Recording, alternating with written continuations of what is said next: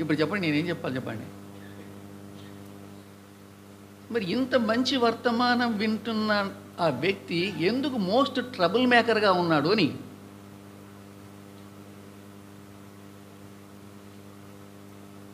we are listening so many messages, I say, so many messages from so many brothers and sisters, లేకపోతే యూట్యూబ్లో, ఏ ట్యూబ్లో, ఎన్ని ట్యూబ్లో, ఇన్ని ట్యూబులు చూసిన తర్వాత కూడా స్టిల్ వీఆర్ ఏం చేస్తున్నాం చెప్పండి? We are trouble makers of the church. నా తల తిరిగిపోయింది, నేనేం మాట్లాడాలో నాకు అర్థం కాల. Is the most trouble maker in this church అని చెప్పినాడు నాకు. మరి అంత బాగా మరి విన్నటువంటి వాడు ఏంటి మరి ఏం చేస్తున్నాడు? దేవుని వాక్యం ఏమవుతుంది? విన్న వాక్యాన్ని మన జీవితంలో మనం దాన్ని వినియోగించకపోతే, సంఘ క్షేమాభివృద్ధికి మనం దాన్ని ఉపయోగించుకోకపోతే, what for we are hearing, what for we are preaching?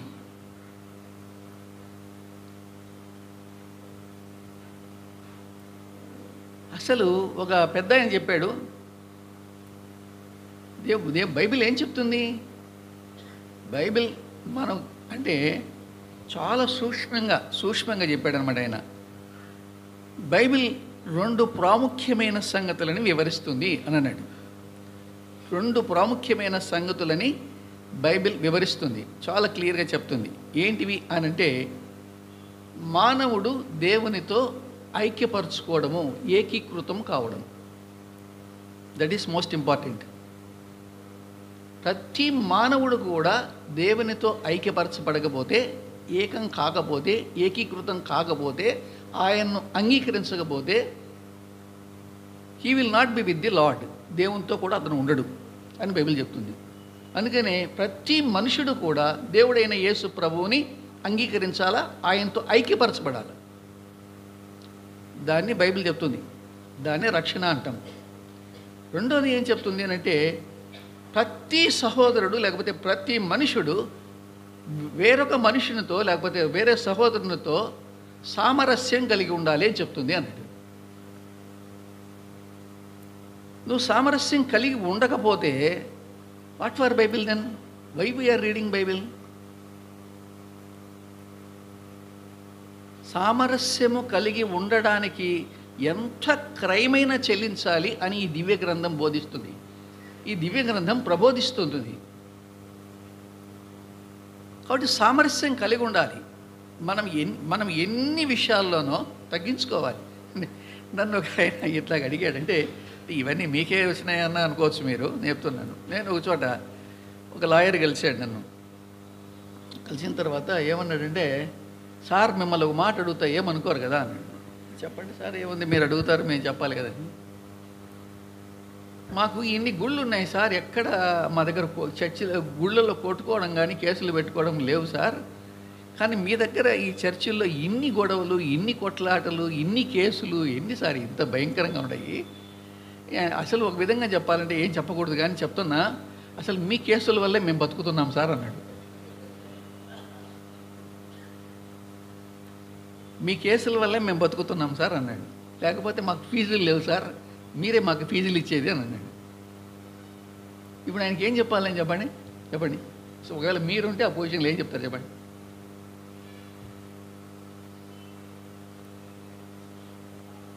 ఏమైనా ఉంటే చెప్పండి, నేను వింటాను. ఎందుకంటే మళ్ళీ వేరే వాళ్ళు ఎవరిని అడుగుతారు కదా నన్ను. అందుకని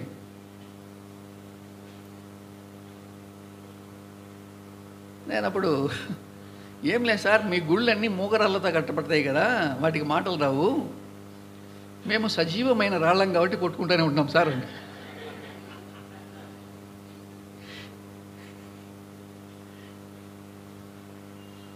మనకి చర్చిది ఎంత కట్టబడింది? సజీవమైన రాళ్ళతో. అవి వాటికి నోరు ఉంది, కొట్లాడుకుంటుంటాయి, మాట్లాడుకుంటుంటాయి, తిట్టుకుంటుంటాయి, కొట్టుకుంటుంటాయి, అవసరమైతే చేతులు కూడా బాగుంటాయి, దంచుకుంటుంటాం. ఏం సాక్ష్యాలే చెప్పండి. మనం చాలా నేర్చుకోవాల్సిన అవసరం ఎంతో ఉంది. నేర్చుకోవడం మనకు ఎంతో మంచిది. సంఘాన్ని మనం కట్టుకోవడం ఎంతో అద్భుతమైనటువంటి విషయం. ప్రియమైన దేవుని బిడ్డలారా, మనం ఒకరినొకరు సహించుకోవాల్సినటువంటి అవసరత ఎంతో ఉంది. సహించుకోవాలి. ఓర్చుకోవాలి.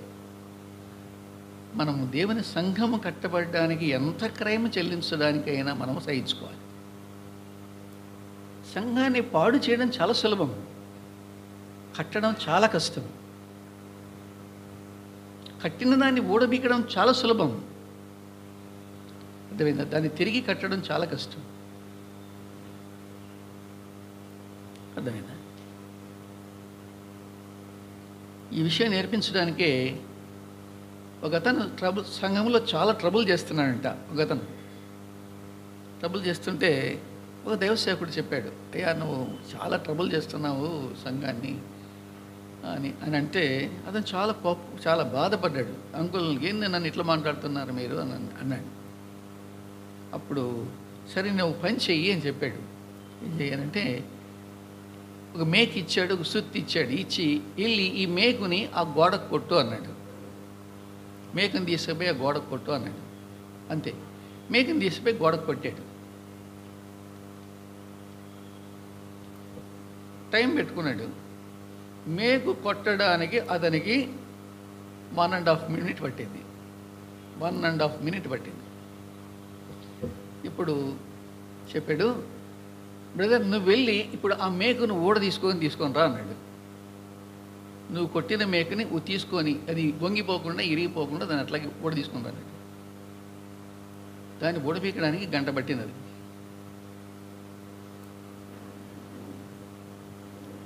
నువ్వు చేసే పని అది, అందుకే నీ మీద కోపడ్డాన్ని, లేకపోతే కోపడ్ను. నువ్వు చిన్న ఒక్క మాట మాట్లాడావు, ఆ ఒక్క మాట సంఘాన్ని ఎంత డిస్టర్బ్ చేస్తుందంటే అంత డిస్టర్బ్ చేస్తుంది. దాన్ని నువ్వు అన్న మాటని నొప్పి పడిన వ్యక్తిని కన్సోల్ చేయడానికి, నాకు ఆ వ్యక్తిని మళ్ళీ సంఘములో పోగొట్టుకోకుండా సమకూర్చుకోవడానికి నాకు 2 దినాలు, 2 నెలలు, 5 నెలలు, 6 నెలలు పడుతుంది అని. ఇట్లాంటి వాళ్ళు మీ సంఘంలో లేరంటారా? చెప్పండి, లేరంటారా మీ సంఘంలో? టకా నోరు జారి మాట్లాడేస్తాము, ఎవడు హర్ట్ అవుతాడు. ఆ వ్యక్తిని సమకూర్చుకోవడానికి దైవ సేవకుడు ఎంత కష్టపడుతుంటాడంటే, ఇతన్నంటే ఇతను వెళ్ళిపోతాడు, అతన్నంటే అతను వెళ్ళిపోతాడు, అతను పట్టించుకోకపోతే అతను వెళ్ళిపోతాడు. ఇతను నువ్వు ఎందుకు ఇట్లా మాట్లాడావంటే ఇతను వెళ్ళిపోతాడు. దాన్ని పోగొట్టుకోకూడదు. మాట మాట్లాడడం చాలా సులభమే, కానీ మాట మాట్లాడిన తర్వాత దాన్ని తిరిగి వెనక్కి తీసుకోవడం చాలా కష్టం. దైవ సేవకులు పడే బాధలు ఎన్ని ఉంటాయో దైవ సేవకులుగా మనం గ్రహించుకోకపోతే మనం ఎవరికి సమాధానం చెప్పగలుగుతాం, ఎవరికి మనం బోధించగలుగుతాం? కాబట్టి చాలా సమస్యలు ఉంటాయి. కాబట్టి మనలో మనమే మాట్లాడుకోగలిగితే వాళ్ళకేం చెప్పగలుగుతాం? చెప్పలేం. ఇప్పుడు దేవుని సేవకులుగా మనం ఎన్నో విషయాలు నేర్చుకోవాలి, వాటన్నిటినీ మనము అనుభవంలో ఉంచుకోవాలి. ఆ ప్రకారం మనం జీవించడానికి మనం ప్రయత్నం చేయాలి, అవి నేర్పించడానికి ప్రయత్నం చేయాలి. అదే పని చేశాడు. ఎవరు చెప్పండి? ఎజ్రా గురించి ఒక మాట రాయబడింది. ఆ మాట జస్ట్ నేను దేవుని వాక్యాన్ని షేర్ చేసుకునే కంటే ముందుగా ఆ మాట మీరందరూ తెలిసిందే. తెలియని వాళ్ళు ఎవరు లేరు. మీరు మంచి వర్తమానికులు, అందరూ తెలిసినటువంటి వాళ్ళే, మంచి బోధకులు, మీకు తెలియనటువంటి వాళ్ళు ఎవరు లేరు. ఎజ్రా గ్రంథము 7వ అధ్యాయము 10వ వచనం. ఎజ్రా 7:10. ఎజ్రా యెహోవా ధర్మశాస్త్రమును పరిశోధించి దాని చొప్పున నడుచుకొనుటకును ఇశ్రాయేలీయులకు దాని కట్టడలను విధులను నేర్పుటకును అది ముందు తాను నడుచుకున్నాడు, తర్వాత దాన్ని నేర్పడానికి ప్రయత్నం చేశాడు. మొదట తాను నడుచుకొని ఇతరులకు నేర్పడానికి ప్రయత్నం చేశాడు. నేర్పడానికి ప్రయత్నం చేశాడు. ఎజ్రా జీవితం అది. కాబట్టి మనము ఏమి చదువుతున్నామో దాన్ని మన జీవితంలో ప్రాక్టీస్లో ఉంచడానికి మొదట ప్రయత్నం చేయాలి. ప్రేమ జ్ఞాపకం చేసుకోండి. ఎందుకంటే ఈ విషయాలన్నీ కూడా నేను ఎందుకు జ్ఞాపకం చేస్తుంటున్నానంటే, మనము బోధించడానికి ఎగబడుతుంటాం. అంటే మీరే కాదు, మనము అంటుండేది. అందుకే నేను కూడా ఒకప్పుడు, అంటే మా బంధువులందరూ కూడా దాదాపు 95% బ్రదరన్ సహవాసంలో ఉన్నారు. మా బంధువులందరూ 95% బ్రదరన్ సహవాసంలో ఉన్నారు. బ్రదరన్ సహవాసంలో ఉంటే నేను ఒకరోజు నన్ను అడిగారు, ఏమడిగారు అని అంటే, నువ్వు ఎక్కడికి వెళ్ళో మరి వర్తమానం చెప్తుంటావు కదా, మరి మాకు కూడా ఒకరోజు ఏదైనా వర్తమానం చెప్తే బాగుంటుంది కదా అని అడిగినారు. మాకు ఇది ఇలా ఫంక్షన్ ఉంది, వచ్చి ఒక వర్తమానం చెప్పు అని అడిగారు. సరే, నేను వర్తమానం చెప్పి వచ్చిన తర్వాత ఒక దైవ సేవకుడు నాకు ఎదురుపడ్డాడు. బ్రదర్, మీరు పలానా చోటికి మినిస్ట్రీకి పోయి వచ్చినారంట కదా అని అడిగాడు. అవును మొన్న పోయి వచ్చినాను. మీరు ఎట్లా పోతారు బ్రదర్? మీరు బాక్సింగ్ ఫెలోషిప్ పోయండి, బ్రదర్ అండ్ సవాసానికి పోయి ఎట్లా వాక్యం చెప్పి వస్తారు బ్రదర్ అని అడిగాడు నన్ను.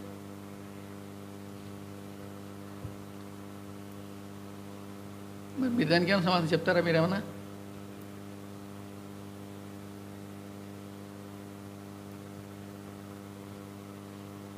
అంటే చెప్పొచ్చు అంటారా, చెప్పకూడదు అంటారా?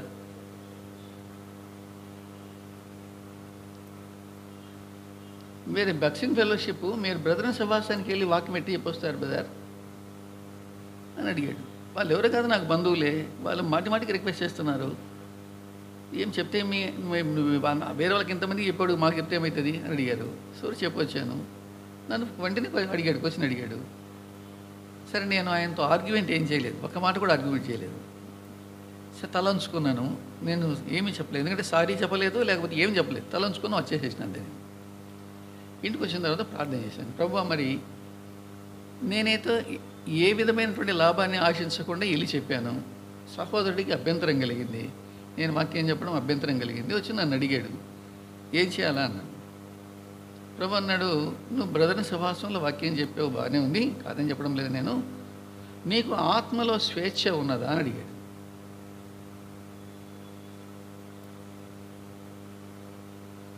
నేను దేవుడు మాట్లాడిన మాటలు మీకు చెప్తున్నాను. నీకు ఆత్మలో స్వేచ్ఛ ఉన్నిందా అని అడిగాడు. అంటే ఆత్మలో స్వేచ్ఛ ఉన్నటువంటి ఏంటి? ఎక్కడికైనా వెళ్ళి వాక్యం చెప్పొచ్చు, కానీ నీ ఆత్మలో స్వేచ్ఛ నీకుందా అంటే అక్కడికి వెళ్ళినావు, వాళ్ళ సిద్ధాంతాలు కొన్ని థీరీస్ డిఫరెంట్గా ఉన్నాయి. ఇప్పుడు అవి చెబితే వాళ్ళు ఏమవుతారు? హర్ట్ అవుతారు. అంటే అవన్నీ దేవుని స్వేచ్ఛ నీ హృదయంలో చెప్పమని ఉండినప్పటికీ చెప్పకుండా నీ వాక్యం చెప్పొచ్చావు, దానివల్ల సంఘానికి ప్రయోజనం ఏమి? So here after don't go అన్నాడు. నేను ఇప్పటికి వెళ్ళా. ఈరోజు ఇప్పటికి అడుగుతారు నన్ను వాళ్ళు, ఏం మాకు చెప్తే ఏమని. నేను వెళ్ళను. సో బోధించడము అనేటువంటిది కాదు, లోపల నీకు స్వేచ్ఛ ఉందా, లిబర్టీ ఉందా, దేవుడు ఇచ్చాడా? దేవుని వాక్యం నిన్ను అలాగ సంఘానికి ప్రయోజనకరమైన వాక్యాన్ని నీకు ఇవ్వగలుగుతున్నప్పుడు బోధించే ప్రాబ్లం లేదు. దేవుడు నీకు ఎన్నో అవకాశాలు ఇస్తాడు.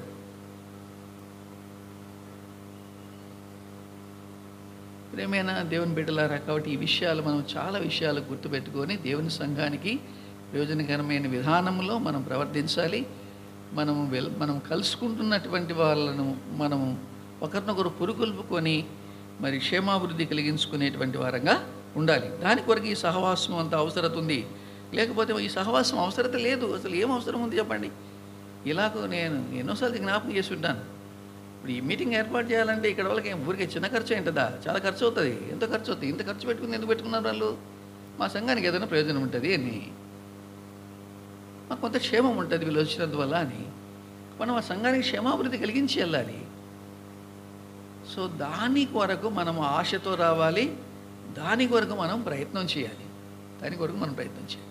నేను వచ్చాను, నేను నా ద్వారా ఈ సంఘానికి కొంత ప్రయోజనం కలగాలి.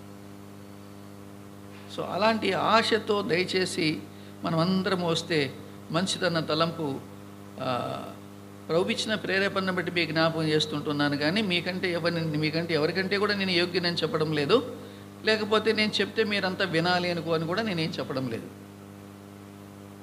దయచేసి జ్ఞాపకం చేసుకోండి. ఎందుకంటే నేను చెప్తే మీరంతా వినాలని కూడా నేనేం లేదు. వినొచ్చు, వినకపోవచ్చు, ఏముంది దాంట్లో పెద్ద సమస్య ఏం లేదు. మనము కొంత దేవుని పిల్లలంగా దేవుడు మనకు కొన్ని విషయాలు మనకు నేర్పుతున్నాడు. వాటిని నేర్చుకోవాలి, మన అనుభవములు అవి కొనసాగించాలి, అవి ఇతరులకు నేర్పడానికి మనం ప్రయత్నం చేయాలి. కాబట్టి అలాగున్నా మనం ముందుకెళ్తే మంచిది.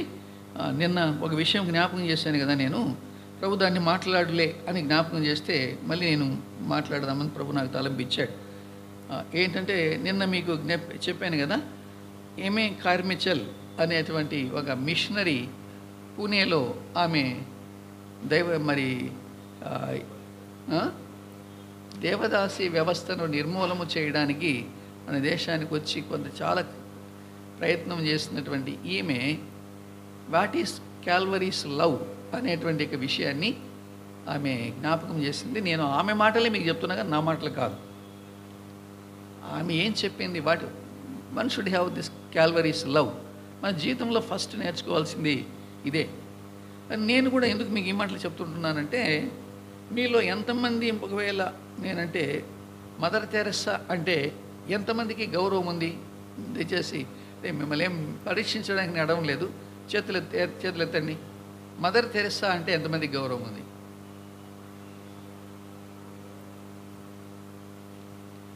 మదర్ తెరెస్సా అంటే ఒకప్పుడు నాకు అసలు గౌరవమే లేదు. ఎందుకు లేదంటే ఆమె ఆర్సీఎం, ఆమె అసలు ఆమెకు రక్షణ లేదు అనుకున్నాను నేను. అంటే నేను చెప్తున్నాను, మీ విషయం కాదు, నా విషయం చెప్తున్నాను నేను. ఆమె ఆర్సీఎం, ఆమె ఎక్కడి నుంచో వచ్చింది, అసలు ఆర్సీఎం ఆమెకి ఏం రక్షణ ఉంటుంది అని నేను అనుకున్నాను నేను.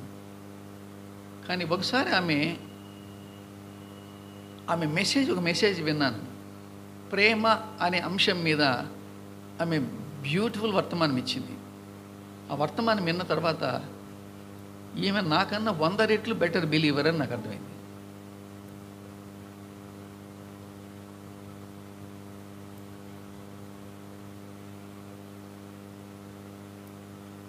అంటే ఆమెమి కేవలం వర్తమానం ఇచ్చింది కాదు, తన లైఫ్లో ప్రాక్టికల్గా ఉన్న ఈ విషయాలను జ్ఞాపకం చేస్తూ వాట్ ఈస్ లవ్ అనేది ఆమె ఎక్స్ప్లెయిన్ చేసింది. ఎన్ని బోధలు చేస్తే ప్రయోజనం ఏముంది, లేకపోతే బక్సింగ్ ఫెలోషిప్ అనుకుంటే ప్రయోజనం ఏముంది?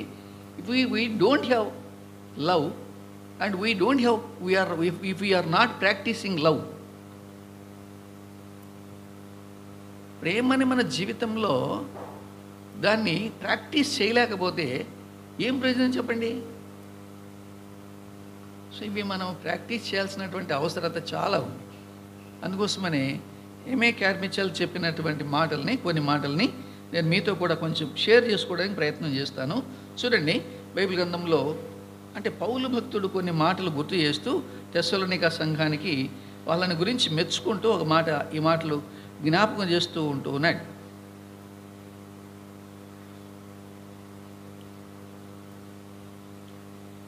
ఒక 2 మాటలు చెప్తాను, దాని తర్వాత మరి ప్రార్థన చేసుకొని మనం ఈ మాటలు ధ్యానించుకోవడానికి మనం ప్రయత్నం చేద్దాం. తెస్సలోనిక రాసిన మొదటి పత్రిక 3వ అధ్యాయము 12-13 వచనాలు కలిసే ఉన్నాయి. ఎవరైనా చదవండి. మరియు మన ప్రభువైన యేసు తన పరిశుద్ధులందరితో వచ్చినప్పుడు మన తండ్రి అయిన దేవుని ఎదుట మీ హృదయములను పరిశుద్ధత విషయమై అనింద్యమైనవిగా ఆయన స్థిరపరచుటకై మేము మీ ఎడల ఏలాగు ప్రేమలో అభివృద్ధి పొంది వర్ధిల్లుచున్నామో అలాగే మీరును ఒకని ఎడల ఒకడును మనుషులందరి ఎడలను ప్రేమలో అభివృద్ధి పొంది వర్ధిల్లునట్లు ప్రభువు దయచేయును గాక. చూడండి, అపోస్తలుడైన పౌలు యొక్క ఆశ ఏంటో ఆయన గుర్తు చేస్తూ ఉన్నాడు. తెస్సలోనికలో ఉన్నటువంటి యొక్క పరిశుద్ధులు ఏం చెప్పండి, వాళ్ళు చాలా సిద్ధంగా ఉన్నారు. దేని కొరకంటే ప్రభు రాకడ కొరకు ఎదురు చూస్తుంటున్నారు. పరిశుద్ధత విషయమై వారు అనిందులుగా ఉండాలా అని అనుకుంటున్నారు. దాని విషయంలో స్థిరపరచడానికి పౌలు కూడా ఎంతో ప్రయత్నం చేస్తూ ఉన్నాడు. మంచిదే, కానీ ఆయన ఒక మాట చెప్తుంటే ఏం చెప్తుంది, మేము మీ ఎడల ఏలాగు ప్రేమలో అభివృద్ధి పొంది వర్ధిల్లుచున్నామో అన్నాడు. అంటే పౌలు అలాంటి ప్రేమను కలిగి ఉండడంలో దినదినము వృద్ధి కలిగిన వాడిగా ఉన్నాడు. ఆయన సాక్ష్యం ఇస్తున్నాడు, మేము అట్లా ప్రేమిస్తున్నాము, ఆ ప్రేమ మాలో దినదినానికి వృద్ధి అవుతుంది అంటున్నాడు. అట్లాగే మీరు కూడా మరి ఒకరి ఎడల ఒకరు మనుషులందరి ఎడల ప్రేమలో మీరు అభివృద్ధి అయ్యేటట్టుగా మరి మీరందరూ వర్ధిల్లాలని ప్రభు దయచేయాలి అని, ప్రభు అనుగ్రహించాలని నేను జ్ఞాపకం చేసుకుంటున్నా. ప్రార్థన చేస్తూ ఉంటున్నా. బహుశా ఆ సంఘం కొరకు అలాంటి భారము పౌలు కలిగినటువంటి వాడిగా మనం చూస్తూ ఉంటున్నాం. కాబట్టి మనము దేంట్లో వర్ధిల్లాలి, దేంట్లో వర్ధిల్లాలి? చాలాసార్లు మనం అనుకుంటూ ఉంటాం, దేంట్లో వర్ధిల్లాలి అంటే సంఘం వర్ధిల్లాలి కదా. సంఘం వర్ధిల్లాలంటే మన ఆశ ఫస్ట్ పాయింట్ ఏం చెప్పండి? సంఘం వర్ధిల్లింది అంటే మనం ఏమనుకుంటాం? జనాలు పెరిగితే వర్ధిల్లింది అనుకుంటాం. అంతే. లాస్ట్ ఇయర్ 100 మంది వచ్చినారు బజార్, ఈ సంవత్సరం 150 మంది అయినారు, వర్ధిల్లింది. మంచిదే, వర్ధిల్లడంలో తప్పేం లేదు. అలా 150 మంది రాకూడదనేం కాదు, రావచ్చు. దానికంటే ముఖ్యంగా అర్థమైందా, మనం ఉన్నవారు దేంట్లో వృద్ధి పొందాలో కూడా మనం ఆలోచించాలి. పౌలు అలాంటి ఆశను కలిగిన వాడిగా జ్ఞాపకం చేస్తూ ఉంటున్నాడు. చూడండి, అలాగే 4వ అధ్యాయము 9, 10 వచనాలు కూడా 9, 10, 11, 12 కలిసి ఉన్నాయి. చదవండి ఎవరైనా. సహోదర ప్రేమను గూర్చి మీకు రాయనక్కరలేదు, మీరు ఒకరినొకడు ప్రేమించుటకు దేవుని చేతనే నేర్పబడితిరి. ముందు అలాగ చెప్పాడు, తర్వాత ఏమంటే ఈ మాట 4వ అధ్యాయంలోకి వచ్చేటప్పటికి సహోదర ప్రేమను గూర్చి మీకు రాయనక్కరలేదు, మీరు ఒకరినొకడు ప్రేమించుటకు దేవుని చేతనే నేర్పబడితిరి అంటున్నాడు. అంటే దేవుని వాక్యాన్ని విన్నారు, వాళ్ళు ఏం చేశారు? నేర్చుకున్నారు, ప్రేమించడం నేర్చుకున్నారు. పౌలు యొక్క వర్తమానం విన్నారు, వాళ్ళు నేర్చుకున్నారు. కాబట్టి దేవుని ప్రేమ అనేటువంటిది మన జీవితంలో నేర్చుకోవడం అనేది చాలా ప్రాముఖ్యమైన విషయం. సో చాలామందికి ఈ ప్రేమ అనేటువంటిది చాలా బిగ్ సబ్జెక్ట్, అది చాలా పెద్ద సబ్జెక్ట్. మనం ప్రేమను, నేను అదే చెప్పాను కదా, అర్థం చేసుకోలేకపోతే, చెప్పండి, వ్యక్తిని అర్థం చేసుకోలేకపోతే, నిన్న చెప్పాను, నేను ఇదే మాట చెప్పాను. ఒక వ్యక్తిని మనం అర్థం చేసుకోలేకపోతే ఏం చేసుకుంటాం? అపార్థం చేసుకుంటాం, అంతే. ఈ బ్రదర్ ఎట్లాంటోడో నేను అర్థం చేసుకోలేకపోతే నేను అపార్థం చేసుకుంటాను. దేవుని వాక్యాన్ని మనం అర్థం చేసుకోకపోతే అపార్థం చేసుకుంటాం.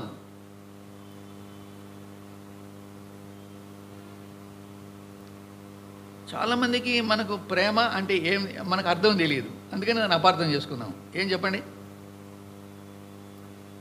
ప్రేమ అంటే ఏం చేయాలి చెప్పండి? నాకు సహోదరుడు వచ్చాడు మా సంఘంలో, అన్న ప్రేమ అంటే అసలు నేను మీకు ఒక వ్యక్తిని చూపిస్తారండి, అతన్ని పిలుచుకో అని మా ఇంటికి వాళ్ళ ఇంటికి పోదాం రండి అని నన్ను పిలుచుకొని పోయాడు. మంచిదే బా, చాలా మంచిదేలే అనుకొని పోయినా, నేను అడిగిపోయినా. ఈయన ఏం ప్రేమిస్తాడంటే ఈయన కొడుకుని అని చూపించాడు. కొడుకుని చూపించి ఈయన భలే ప్రేమిస్తాడన్న ఈయన కొడుకుని అని చెప్పాడు.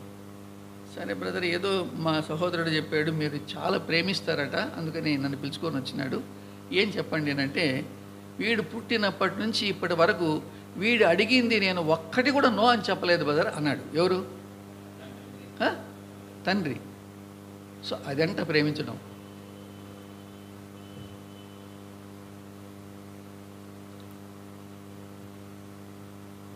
వాడు అడిగింది ఒక్కటి కూడా నో అని లేదట. వాడికి 4 ఏళ్ళు ఉన్నాయి, ఇప్పుడు నువ్వు పెళ్లి చేయని అడుగుతాడు, చెయ్యి బ్రదరన్న. నో అని చెప్పద్దు, చెయ్యి.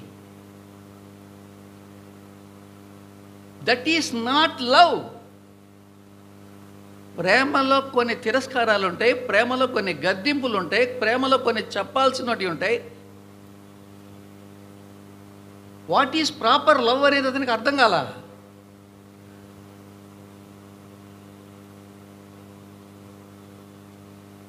ప్రేమైన వాళ్ళరా, మనం ఇవి కొన్ని విషయాలు అర్థం చేసుకోలేకపోయినప్పుడు అపార్థం చేసుకొని వాళ్ళని ద్వేషిస్తాం, వాళ్ళ మీద అభియోగాలు మోపుతాం, వాళ్ళని దూషిస్తాం, వాళ్ళ మీద చెడ్డ ప్రచారాలు చేస్తాం. అందుకని మనం ఎప్పుడు కూడా ఒక వ్యక్తిని అర్థం చేసుకోవడానికి ప్రయత్నం చేయాలి. ఎవరు కూడా స్వతహాగా చెడ్డోళ్ళు లేరు, లేదా మంచోళ్ళు లేరు. కాబట్టి తెస్సలోనికలో ఉన్నటువంటి ప్రజలు ప్రేమించడం ఏమిటో పౌలు యొక్క వర్తమానాలు విన్నప్పుడు నేర్చుకున్నారు. మీరు దేవుని చేతనే నేర్పబడ్డారు అని జ్ఞాపకం చేస్తూ అంటాడు. చూడండి 10, 11, 12. అలాగుననే మాసిదోనియా ఎంతంతటా ఉన్న సహోదరులందరినీ మీరు ప్రేమించుచున్నారు. సహోదరులారా, మీరు ప్రేమయందు మరి ఎక్కువగా అభివృద్ధి నొందుచుండవలెననియు సంఘమునకు వెలుపటి వారి ఎడల మర్యాదగా నడుచుకొనొచ్చు మీకేమీ కొదువ లేకుండానట్లు మేము మీకు ఆజ్ఞాపించిన ప్రకారము మీరు పరుల జోలికి పోక మీ సొంత కార్యములను జరుపుకొనుట యందును మీ చేతులతో పనిచేయుట యందును ఆశ కలిగి ఉండవలెననియు మిమ్మును హెచ్చరించుచున్నాము. వీళ్ళేం చెప్పండి, వీళ్ళు ఏం నేర్చుకున్నారండి? చెప్పండి, ఏం నేర్చుకున్నారని చెప్తున్నాడు పౌలు? ప్రేమించడము నేర్చుకున్నారు అని చెప్తున్నాడు. మీరు ప్రేమించడము, మాసిదోనియా వారిని ప్రేమించడము కూడా మేము చూసాం. సహోదరులందరినీ మీరు ప్రేమిస్తూ ఉంటున్నారు. మీ ప్రేమలో మీరు బహుగా అభివృద్ధి పొందాలా అని ఆశిస్తున్నాము అని కూడా చెప్పాడు. చెబుతూ ఆగలే ఆయన. మరో మాట అన్నాడు. ఏమన్నాడు చెప్పండి? పక్కనే ఇంకో మాట అంటున్నాడు. పక్కనే ఆయన ఒక మాట అంటున్నాడు చూడండి. సంఘమునకు వెలుపటి వారి ఎడల మర్యాదగా నడుచుకొనొచ్చు మీకేమీ కొదువ లేకుండానట్లు మేము ఆజ్ఞాపించిన ప్రకారము మీరు చెప్పండి. ఇంత ప్రేమ నేర్చుకున్న వాళ్ళు పర్ల జోలికి ఎందుకు పోతున్నారు?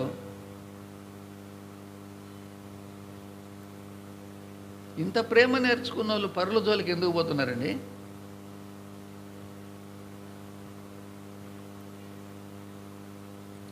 గమనం చేయండి.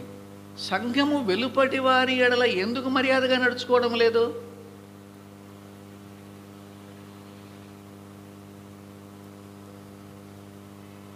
నేను ఇంతకుముందు కూడా చెప్పిన, మళ్ళీ ఒకసారి చెప్తాను నేను. ఎందుకంటే ఆతిథ్యము అనేటువంటిది మా జీవితంలో మేము నేర్చుకున్నది ఒక అన్యురాలిని చూసి. నేను జాబ్లో ఉద్యోగం చేసే రోజుల్లో కడపకు వచ్చిన బిగినింగ్లో ఒక ఇంట్లో మేము 9 సంవత్సరాలు రెంటుకున్నాము. అంటే వాళ్ళు మమ్మల్ని ఖాళీ చేయమని చెప్పలేదు, మేము ఖాళీ చేయలేదు. 9 సంవత్సరాలు ఆ ఇంట్లోనే మేము ఉన్నాం. ఆమె అన్యురాలు. ఆ అన్యురాలు యొక్క ఆతిథ్యాన్ని చూసి మేము ఆతిథ్యం అంటే ఏంటో నేర్చుకున్నాం. మీరు గుర్తుపెట్టుకోండి. రాత్రి 2 గంటలకు వచ్చి మేము అన్నం తినరాలేదు, మేము అన్నం పెట్టండి అన్నారు అనుకోండి. మీరు మనమంతా దైవ సేవకులమే, మన భార్యలు దైవ సేవకులు అనరే. 2 గంటలప్పుడు మన ఇంట్లో అన్నం లేదు.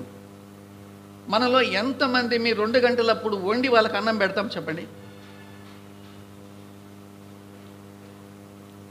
రాత్రి 2 గంటలకు వచ్చినారండి వాళ్ళు, ఎవరో గెస్ట్లు వచ్చినారు, మన ఇంటికి వచ్చినప్పుడు మేము అన్నం తినరాలేదు అన్నారు. మంచినీళ్ళు ఇచ్చి తాగి పడుకో, పొద్దున్న చేసి పెడతాంలే అంటాము. లేకపోతే ఆ 2 గంటలప్పుడు వండి పెట్టారు మన సిస్టరు, లేకపోతే నేను వండి పెట్టాను అని చెప్పేవాళ్ళు ఎంతమంది ఉన్నాం ఇక్కడ? ఆ 2 గంటలప్పుడు వాళ్ళకి కాళ్ళు కడుక్కోవడానికి నీళ్ళిచ్చి వాళ్ళని అటు కూర్చోమని చెప్పి రాత్రి 2 గంటలకు ఆమె వండి పెట్టి తిన్నాక వాళ్ళకి పడకలేసి పడుకోమన్న తర్వాత ఆమె వెళ్ళి పడుకునేది. ఒక అన్యురాలు.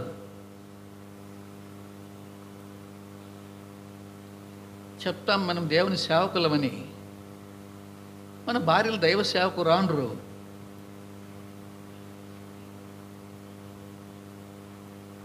ఏం మాట్లాడదాం? పరుల దగ్గరికి పోయి ఏం మాట్లాడతాం? ఏం చెప్తాం వాళ్ళకి? చెప్పడానికి ఏముంటాయి మన దగ్గర?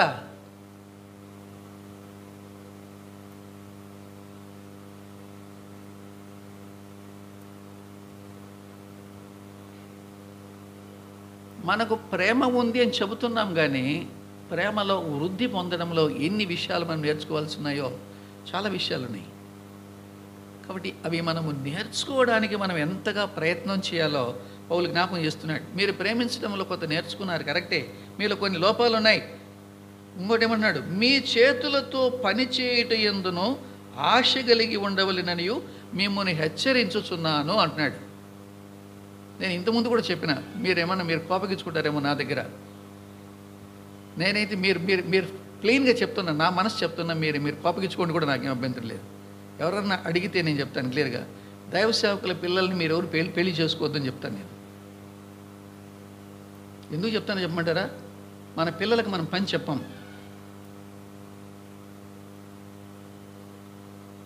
సిగ్గుకరమైన విషయం చెప్తున్నా నేను. మన ఇంట్లో పనిచేసేది సంఘస్థులో, మన పిల్లవాడు కూర్చున్న చాప కూడా తీయడు, వాడు తిన్న ప్లేటు కూడా కడగడు, వాడు కప్పుకున్న బెడ్షీట్ కూడా మడతేయడు.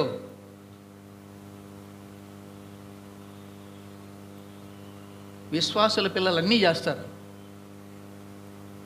ఆ మాత్రం జ్ఞానం లేదా మనకి మన పిల్లలకు నేర్పించాలని? దైవ సేవకుని కొడుకు కింద కూర్చోకూడదు, విశ్వాసుల పిల్ల అయితే కింద కూర్చోవాలా?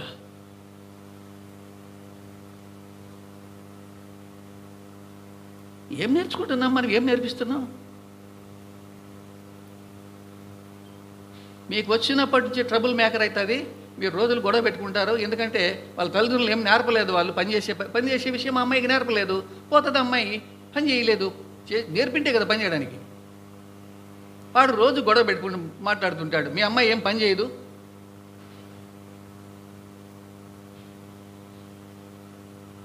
మొట్టమొదట మన పిల్లలకే బోధించుకోవాలి, మన పిల్లలకే నేర్పించుకోవాలి. బాటం లెవెల్ నుంచి ఎట్లా బతకాలో నేర్పించాలి వాళ్ళకి. ఎందుకంటే మన నిద్ర లేసేటప్పటికి బెడ్షీట్లు మడిచేవాడు ఆడనే ఉంటాడు, మన నిద్ర లేస్తానే చేపలు మడిచేవాడు ఆడనే ఉంటాడు. అర్థమైందా? మన గుడ్డలు ఉతికేవాడు ఉంటాడు,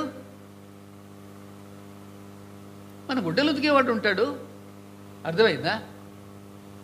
మన గుడ్డలు మడతేసేవాడు ఉంటాడు, మన బిడ్డలు దొంకొచ్చేవాడు ఉంటాడు. మన పిల్లలకి ఏం రాదు.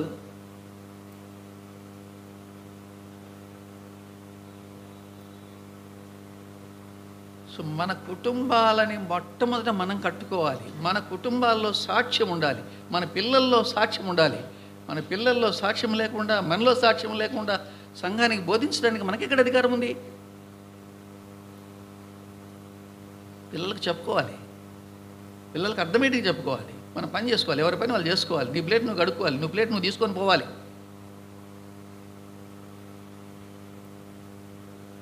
చాలా విషయాలు మనం చెప్పలేకపోతుంటున్నాం. కాబట్టి దైవ సేవకులంగా మనం నేర్చుకోవాల్సినటువంటి విషయాలని నేర్చుకోమని అదే పౌలు హెచ్చరిస్తూ ఉన్నాడు. బాబు మీరంతా బాగానే ఉంది, మంచి ప్రేమలో ఎదుగుతున్నారు, బాగానే ఉంది, కానీ మీలో కొన్ని లోపాలు ఉన్నాయి, సరి చేసుకోవాల్సిన అవసరం ఉంది. దేని కొరకు? మీరు ప్రభు రాకడ కొరకు సిద్ధపడుతున్నారు. కాబట్టి ప్రభు రాకడ కొరకు సిద్ధపడుతుంటున్నటువంటి మనము సరిచేసుకోవడానికి, చక్కబరుచుకోవడానికి మనలో లోపం మనకు చూపించినప్పుడు నేను ఆర్గ్యూ చేయొచ్చు. ఏం ఆర్గ్యూ చేయొచ్చు? ఏంది పెద్ద నువ్వు చెప్పేది నాకు అర్థం కాలేదు, నేను వాళ్ళకి వాక్యం నీడ్ అవసరం ఉంది, నేను వాళ్ళపై చెప్పొచ్చినాను. ఇంకా ఎగ్జాంపుల్ కూడా చెప్పొచ్చు నేను, ఇంకా కావాలంటే. నాకు అప్పుడు తెలుసు. అప్పుడు ఏం నిజము? భక్సింగ్ గారు బాప్టిస్ట్ చర్చ్ వాళ్ళకి పంపించేవాడంట. ఏం చెప్పండి సండే ఎవరిని ఫోన్ చేసేవాళ్ళు, బ్రదర్ హెబ్రోన్కి ఫోన్ చేస్తున్నాం, మీరు హెబ్రోనేనా? అవును హెబ్రోనే.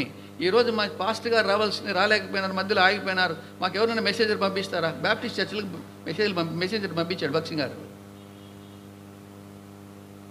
భక్సింగ్ గారు పంపించినారు బాప్టిస్ట్ చర్చిలకి ఈ మెసేంజర్ని. నేను పోయి చెప్తే తప్పేమవుతుందని ఆర్గ్యూ చేయొచ్చు. నేను ఆర్గ్యూ చేయలే, సింపుల్గా తల ఉంచుకున్నా అంతే.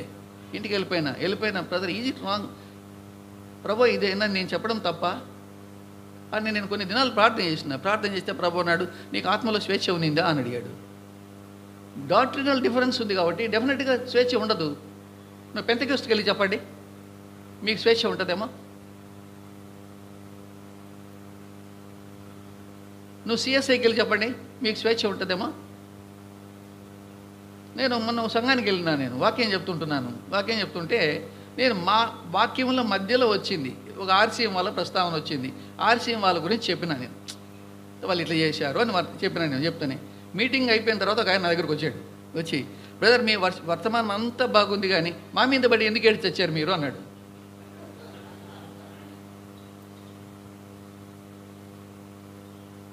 అంటే ఒక ఆర్సీఎం ఆయన కూర్చున్నాడు అక్కడ. మీ వర్తమానం అంతా బాగుంది, నాకు అసలు చాలా హ్యాపీగా, నేను ఎంత హ్యాపీగా ఫీల్ అవుతున్నాను, కానీ ఎప్పుడు మమ్మల్ని గురించి మీరు విమర్శించినారో అసలు మీ మీద ఉన్నటువంటి ఒపీనియన్ పోయింది నాకు అన్నాడు.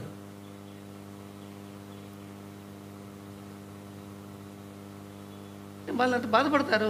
మీకు ఆత్మలో స్వేచ్ఛ ఉండదు. వాళ్ళ గురించి ఒక మాట, వాళ్ళు చేసే తప్పును బోధిస్తే వాళ్ళకి స్వేచ్ఛ, వాళ్ళు వినలేరు. నువ్వు ఆడికెళ్ళి వాళ్ళ తప్పును చూపించలేనప్పుడు, వాళ్ళ తప్పు గురించి మాట్లాడలేనప్పుడు నీకు అక్కడికి ఎందుకు వెళ్ళి బోధించాలి? అవసరత ఏముంది?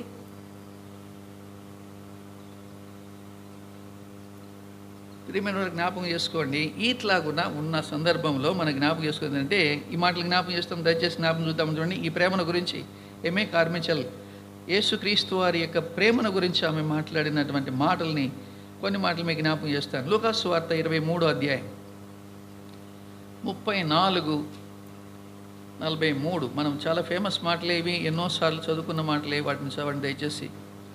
లూకాసు వార్త 23వ అధ్యాయము 34-43.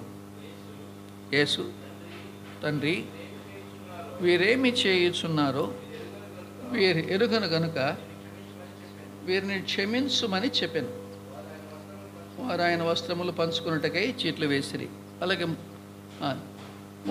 దయచేసి చదవండి 43.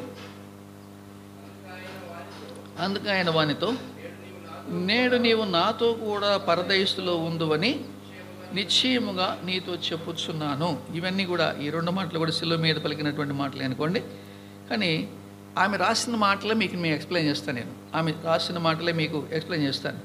తండ్రి, వీరేమి చేయుచున్నారో వీరు ఎరుగరు గనుక వీరిని క్షమించుము అని ప్రభు పలికాడు. రెండోది, నేడు నీవు నాతో కూడా పరదైసులో ఉందువని నిశ్చయముగా నీతో చెప్పుచున్నాను అని అన్నాడు. ఇప్పుడు ఆమె ఏం రాస్తుంది ఈ మాటలకి అని అంటే, ఆమె ఏం చెప్తుందంటే, కల్వరి సిలువ ప్రేమలో, లేకపోతే కల్వరి ప్రేమలో ఇతరుల యొక్క తప్పిదాలు, వారి బలహీనతలు కనపడవు. ఒకవేళ కనపడితే అది కల్వరి ప్రేమ కాదు అని చెప్పింది. అంటే మనము కల్వరి ప్రేమ మనము కలిగి ఉన్నాము అంటే, యేసయ్య శిలువ మీద చూపించిన ప్రేమ మనం కలిగి ఉంటే, ఇతరుల యొక్క తప్పిదాలు, ఇతరుల యొక్క బలహీనతలు మనకేం ఏం కావట కనపడవు.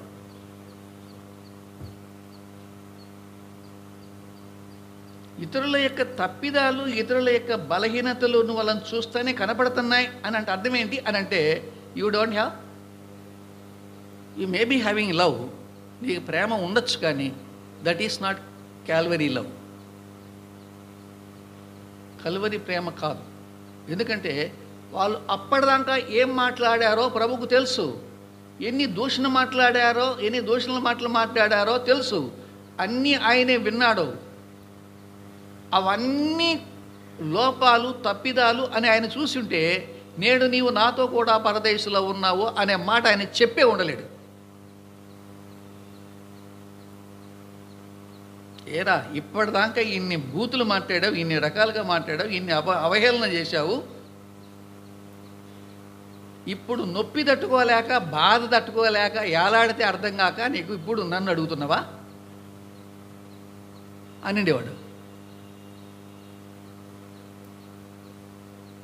అనలాయన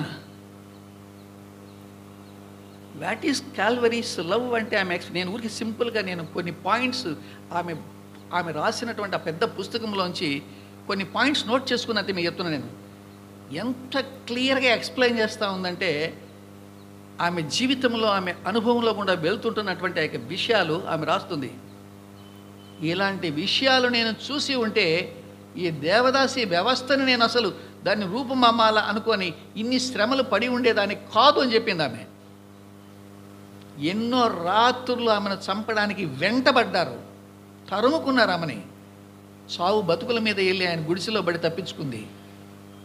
స్టిల్ తన యొక్క మోటోని మార్చుకుందంటే మార్చుకోలే.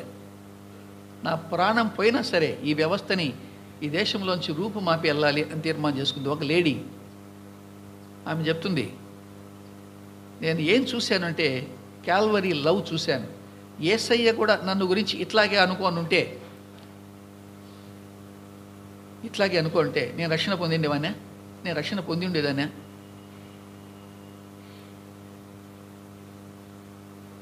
సో మనం అనేక సార్లు ఆ కల్వరి ప్రేమని మనము గ్రహించుకోలేకపోవడం వల్లనే ఇతరుల్లో ఉన్నటువంటి లోపాలు, తప్పిదాలు, పట్టుదలకు బట్టి చూసి వాళ్ళని ఎట్లో గట్ల వాళ్ళని నొప్పి పెట్టాలో, బాధ పెట్టాలో, గాయపరచాలో, లేకపోతే వాళ్ళని హీనపరచాలో అనే ప్రయత్నం చేయడం కాదు. సో యేసు ప్రభు అలాగూ చూడలే. దట్ ఈస్ క్యాల్వరీస్ లవ్ కాదు అని ఆమె జ్ఞాపకం చేస్తూ ఉంది. కాబట్టి కల్వరి శిలువ ప్రేమ మనం కలిగి ఉండడానికి మొట్టమొదటి ఇతరుల యొక్క తప్పిదాలని, బలహీనతల్ని ఆధారంగా చేసుకొని వాళ్ళని బలహీనపరచడానికి కానీ లేకపోతే వాళ్ళని తగ్గించడానికి మనం ప్రయత్నం చేయకూడదు. అవసరమైతే సాత్వికముతో అట్టి వారిని మంచి దారికి తీసుకొని రావలేను అని రాశాడు. ఎవరు చెప్పండి? పౌలు. గలతీయులకు రాసిన పత్రిక 6వ అధ్యాయం 2వ వచనంలో, గలతీ 6:2లో ఆ మాట చెప్పాడు. అట్టి వారిని సాత్వికమైన మనసుతో మంచి దారికి తీసుకొని రావాలి. మేబీ వాళ్ళు ఉండొచ్చు, లోపాలు ఉండొచ్చు, తప్పిదాలు లేవని అని మనం అనుకోవాల్సిన అక్కర్లా. మనలో లేవా? ఉన్నాయి. ఎంతోమందిలో ఉన్నాయి. ఇప్పుడు చెప్పినంత మాత్రం నాలో లేవంటారా? 100 చూస్తుంటారు మీరు ఇప్పటికీ సగం మంది ఏమైనా అనుకుంటున్నారేమో నాకు తెలియదు, వీడేంది మాకు చెప్పేదని.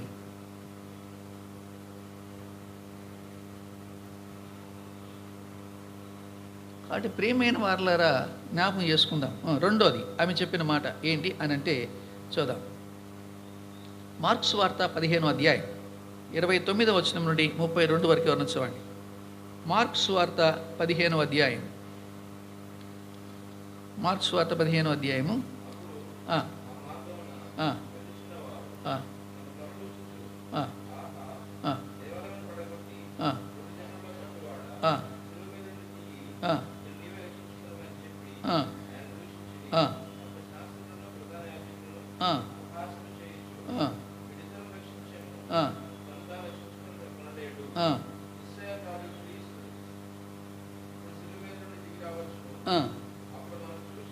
నమ్ముదమని ఒకరితో ఒకరు చెప్పుకొనిరి.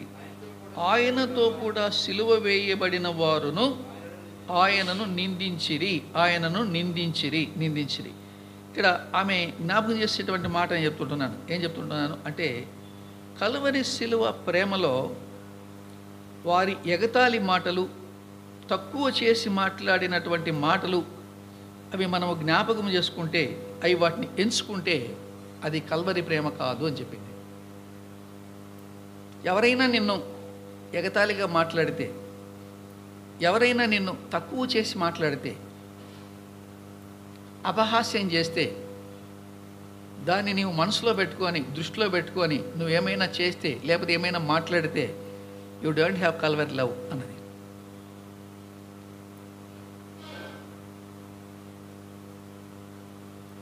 అంటే శాస్త్రులు, పరిసయ్యులు కూడా మాట్లాడుతున్నారు, ఎగతాళి చేస్తుంటున్నారు. ఆయన అక్కడ ఉండేటువంటి వాళ్ళందరినీ గురించి మాట్లాడినాడు. తండ్రి వీరు ఏమి చేయుచున్నారో వీరు ఎరుగరు. వీళ్ళని ఎగతాళి చేశారే, తెలియక ఎగతాళి చేశారు. వీళ్ళు ఇప్పుడు నన్ను నిందించారే, తెలియక నిందించారు. మనకేమో ఇవి కనపడుతున్నాయి. ఎందుకు ఒకసారి ఎగతాళి చేస్తే, ఒకసారి మనం తక్కువ చేసి మాట్లాడితే లైఫ్లో మర్చిపోలేం కదా. లైఫ్లో మళ్ళీ మర్చిపోలేం. మళ్ళీ వాళ్ళు పిలిస్తే రాము, వాళ్ళ మీటింగ్కి రాము, వాళ్ళని కలవము, వాళ్ళని పిలవము. అసలు మనకు వాళ్ళతో మాట్లాడాలంటే కూడా మనసు ఉండదు మనకి. సో మనం ఏ లవ్ని గురించి మాట్లాడుతున్నామో, ఏ ప్రభువుని గురించి మాట్లాడుతుంటున్నామో, ఆ ప్రభు ఎలాంటి ప్రేమను కలిగి ఉండినాడు, మనం ఎంత ప్రేమను నేర్చుకున్నామో అని ఆమె జ్ఞాపకం చేస్తూ అదే నాకు ప్రోత్సాహం ఇచ్చింది. దాంతోనే నేను వీళ్ళందరికీ సేవ చేయగలుగుతున్నానని చెప్పి. కొన్ని సందర్భాలలో ఎట్లా ఉంటుంది అంటే పరిస్థితి, ఆమె జీవితాన్ని మీరు వెళ్ళి చదవండి, అర్థమవుతుంది. ఏ దేవదాసి వ్యవస్థను రూపుమాపడానికి ఏ బిడ్డను ఆ యొక్క దేవాలయంలో నుంచి దొంగతనముగా, అంటే ఎవరికి తెలియకుండా బయటికి తీసుకొని వచ్చి తన ఇంట్లో పెట్టుకొని, ఇప్పుడు అమ్మ ఏమైపోయిందంటే 12 సంవత్సరాల లోపే వెళ్ళిపోయింది దేవదాసి వ్యవస్థ చేయడానికి. అక్కడ అన్ని పనికిమాల పనులు చేసి నేర్చుకుని అలవాటు పడిపోయిందనమాట. ఇంకా నాకెందుకు, నువ్వేందుకు ఊరికే చెప్తాడో కానీ నాకు అవసరమే లేదు, నేను ఈయనే ఉంటానంటుందనమాట. ఆ అమ్మాయికి ఎన్ని చెప్పినా వినకపోతే ఆ అమ్మాయిని ఎన్నో మాటలు చెప్పి ప్రోత్సహించి లోపలికి ఇంటికి తీసుకొని వచ్చి ఇంట్లో చెప్తుంది కూర్చోబెట్టి, అమ్మాయి నువ్వు చేసే పని తప్పు, ఇట్లాంటిది కాదంటే, నా లైఫ్ ఎప్పుడు చిన్నప్పటి నుంచి ఆడ బారేసినా, నా లైఫ్ ఎప్పుడూ అయిపోయింది, నేను ఎందుకు వినాలి, నేను పోయి అన్నీ పోయి బతుకుతానంటుంది. ఇట్లాంటి వాళ్ళకి ఎంతోమందికి చెప్పి ఆ వ్యవస్థలోంచి బయటికి తీసుకొని వస్తుంది ఆమె. తీసుకొని వచ్చినప్పుడు వాళ్ళ అమ్మాయిని మళ్ళీ దొరికించుకొని పట్టుకుని తీసుకొని వచ్చి ఇప్పుడు చెప్పు అంటే ఆ అమ్మాయి ఏం చెప్పాలి చెప్పండి? అమ్మాయి ఏం చెప్పాలి? అవును, నేను ఎందుకు చేయాలి ఈ తప్పు అని చెప్పాలి. కానీ నాకు ఇవన్నీ నేర్పించింది ఈమా అని చెప్పేది. ఎవరు? నువ్వు ఆ గుళ్ళో ఉండొద్దని చెప్పింది ఏమే, అసలు నేర్పించింది ఏమే, అసలు ఈమె నేర్పించింది నన్ను అసలు నుంచి బయటికి తీసుకుని వచ్చింది. అసలు ఒక రోజు రాత్రి వాళ్ళ ఇంటికి తీసుకుపోయింది, ఇంట్లో పెట్టుకుంది, ఎన్ని చెప్పింది, ఎన్ని నేర్పించింది. నేర్చుకున్నా కాబట్టి నేను ఇప్పుడు అంటున్నాను, నాకైతే సంబంధం లేదు, మళ్ళీ వస్తాను నేను గుడికి అంటది. ఇప్పుడు ఆమెని కొట్టడానికి ట్రై చేస్తారు వాళ్ళు. స్టిల్ ఆ అమ్మాయిని మళ్ళీ ప్రేమించి లోపలికి వెళ్ళి తీసుకొచ్చి బయట తీసుకొస్తుంది. ఏమే కార్మించాలి. నేను ఈ లవ్ నేర్చుకుంది యేసయ్య సిలువలో.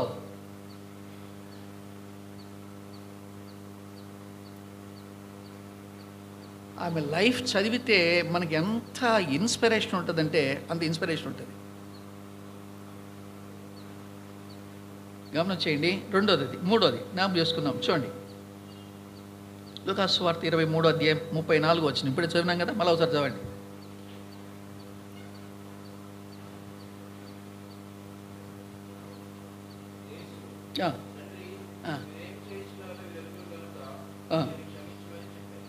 చూసారా?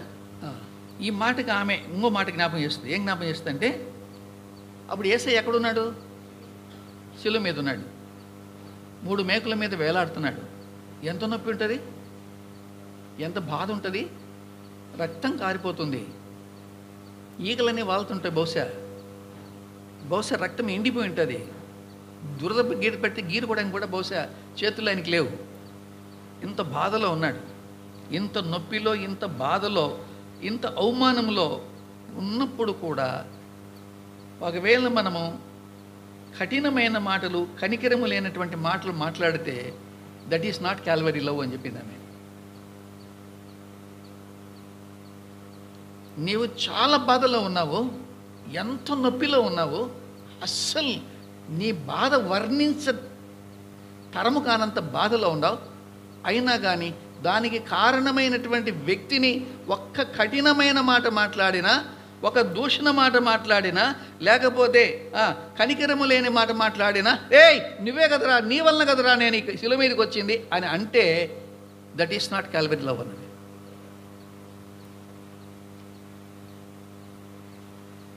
That is not Calvary love అండి.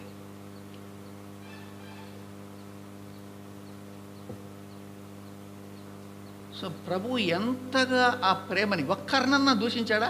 రే, నేను ఇక్కడ వేలాడుతున్నది మీ కొరకురా, మీ పాపాలని నా మీద వేసుకొని నేను శిక్ష అనుభవిస్తున్నారా, ఏంది మాట్లాడుతున్నారా మీరు అని ఒక్క మాట, కఠిన మాట మాట్లాడా? బాధలో, ఎంత నొప్పిలో అయినా ఒక్క మాట జారి మాట్లాడా? మాట్లాడలేదు.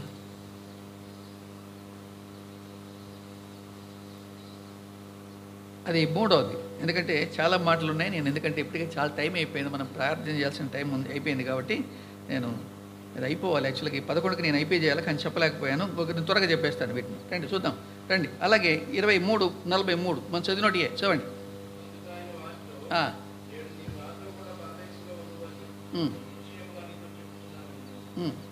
చూసారా?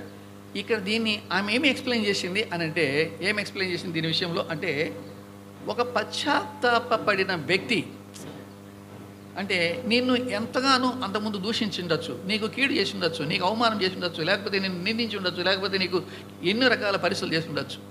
ఆ వ్యక్తి నీ ఎదుటికి వచ్చి పశ్చాత్తాపడితే, నేను తప్పు చేశాను అంటే, నేను పాపం చేశాను అంటే, నాది పొరపాటు అయిపోయింది అని చెబితే ఆ వ్యక్తిని అర్థమైందా? ఆ వ్యక్తి వైపు మనము అనుమానంగా చూస్తే కూడా that is not Calvary love అంది. ఏయ్ నాకు తెలుసులేరా, నువ్వు ఇప్పుడు ఈ డ్రామా ఆడుతున్నావు అని అన్నాం అనుకోండి, మనం నీదంతా డ్రామారా అని అన్నాం అనుకోండి, మనం అంటాంలేండి, డ్రామా అని అంటాం కదా, నీదంతా డ్రామా వేస్తున్నావురా నువ్వు అంటాం కదా.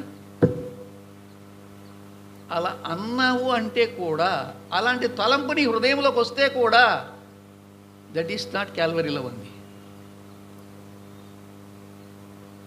నేను ఇవి నా సొంత మాటలు కాదండి. ఆమె రియల్గా ఆమె లైఫ్లోంచి వాట్ షీ ఎంజాయిడ్, ఆమె ఏం చూసిందో, ఏమి నేర్చుకున్నదో, ఎలా నడుచుకుందో, ఆమె ఏం అర్థం చేసుకుందో క్యాల్వరీ లవ్ అంటే, ఆ మాటలు ఆమె క్లియర్గా రాసింది. సో అట్లా మనము అనుమానంగా చూస్తే కూడా కల్వరి ప్రేమ కాదు అని జ్ఞాపకం చేసింది. Right, okay. ఇంకో మాట జ్ఞాపకం చేసుకుంటాం. లూకా సువార్త 23వ అధ్యాయం 39-40 వచనాలు.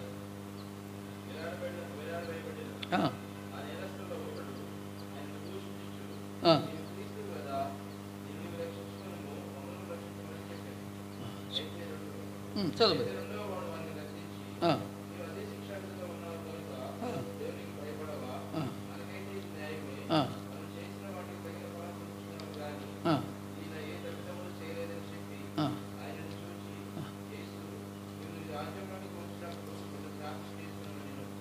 చాలు చూడండి. ఇప్పుడు ఇంకో మాట మనం జ్ఞాపకం చేసుకుంటాం. వాట్ ఈస్ కల్వరీ లవ్ అంటే, ఆమె చెప్పినటువంటి ఈ మాటల్ని, వేలాడవేయబడిన ఆ నేరస్తులలో ఒకడు ఆయనను దూషించుచు, నీవు క్రీస్తువు కదా, నిన్ను నీవు రక్షించుకొనుము, మమ్మును కూడా రక్షించుమని చెప్పాను.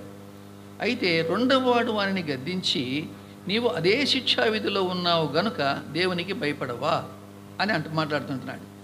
అంటే ఆమె జ్ఞాపకం చేసిన విషయం మీకు చెప్తున్నాను. మనకు తీర్పు తీర్చిన వాడిని, అంటే మనకు తీర్పు తీర్చిన వాడు అంటే అర్థం ఏంటి చెప్పండి? తీర్పు తీర్చిన వాడు అంటే మనకు అర్థం, మనం చాలామందికి తీర్పు తీర్చేస్తుంటాం. ఏమని తీర్పు తీర్చేస్తుంటాం? ఇప్పుడు వేలాడవేయబడిన నేరస్తుల్లో నీవు క్రీస్తువు కదా అని అన్నాడు. అది ఒక విధంగా తీర్పే. క్రీస్తువు కదా అంటే అర్థం ఏంటి అని అంటే, నేను ఇప్పుడు వసంత్ మంచోడు కాదు అని చెప్పడానికి,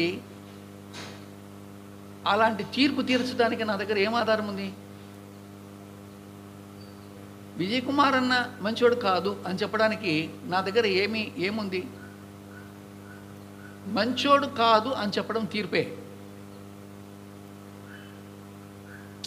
అంటే మీరు కోర్టు భాషలోకి రండి. మీకు చెప్పేది మీకు అర్థం కావడంలే.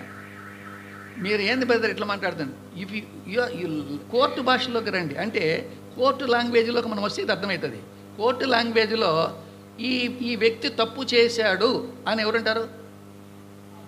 జడ్జి అంటాడు.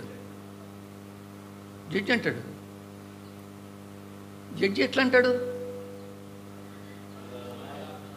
సంవత్సరము, 2 ఏళ్ళు, 3 ఏళ్ళు, 5 ఏళ్ళు, 6 ఏళ్ళు, 8 ఏళ్ళు, 10 ఏళ్ళు విచారణ చేసిన తర్వాత, కేసును స్టడీ చేసిన తర్వాత, ఆ వ్యక్తి మీద ఎలాంటి ఇచ్చిన నేరారోపణ ఏమైతే చేశారో, ఆ నేరారోపణకి అతని దగ్గర కానీ, లేకపోతే ఎవరి దగ్గర కానీ, సాక్షుల ద్వారా కానీ దాన్ని ప్రూవ్ చేసుకునేటువంటి అవకాశాలు లేనప్పుడు, అయ్యా నువ్వు తప్పు చేసినావు అంటాడు. మరి నువ్వు ఏమీ లేకుండా శ్యామ్ సుందర్ మంచోడు కదా ఎట్టనేస్తున్నావు నువ్వు? What kind of proof we are having? ఎంతమంది సేవకులను మనం అలా మాట్లాడుతున్నాం?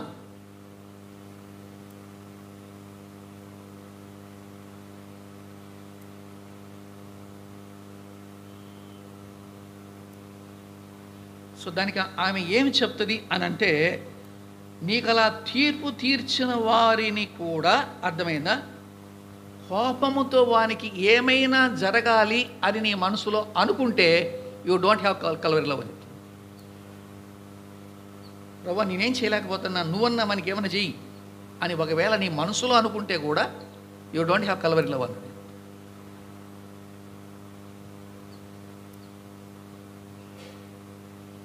ఇది 5వది. 6వది లూకా సువార్త 23వ అధ్యాయం 43వ వచనం. మనం చదివినోడే, నేను చదివిన వాటిల్లోంచే ఆమె చెప్పింది, నేడు నీవు నాతో కూడా పరదేశంలో ఉందని నిశ్చయముగా నీతో చెప్పుచున్నాను. అంటే ఆడేమంటున్నాడు? అయ్యా నీవు నీ రాజ్యంతో కూడా వచ్చేటప్పుడు నన్ను జ్ఞాపకం చేసుకో అన్నాడు. మనం కొన్నిసార్లు అంటాం, ఏమంటాం చెప్పండి? బ్రదర్ వసంత్ క్షమించకపోతే ఎట్లా? మన దేవుని పిల్లలము క్షమించుకోవాలా? క్షమించు అంటే సర్లేనా, నువ్వు పెద్దోడివి, నువ్వు చెప్తున్నావు, క్షమించమంటున్నావు, క్షమించేస్తాలే. క్షమిస్తాను కానీ చెప్పండి, నేను మర్చిపోలేను. క్షమిస్తాను కానీ నేను మర్చిపోలేను అంటే యూ డోంట్ హ్యావ్ కల్వరీలో ఉంటుంది. క్షమిస్తాను కానీ నేను మర్చిపోలేను.